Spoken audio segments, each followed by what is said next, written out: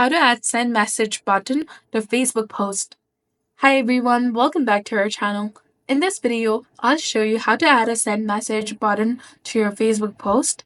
So first of all, you have to open your Facebook account. For that, you have to install the latest version of Facebook application on your mobile device. You can go ahead, open Play Store, search for Facebook, and then check it if it's updated to its latest version. If you see an update button, simply tap on it, and if you do not, open the app. Now, once you open the application, make sure that you're logged in with your specific account. Tap on the What's on Your Mind in the top of the screen. Type in your message, whatever you want to share. After that, now tap on those three dots in the bottom right corner of the screen.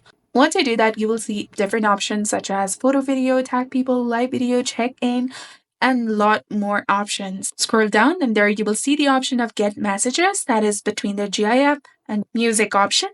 Tap on it and you're done. Simply click on next in the top right corner of the screen.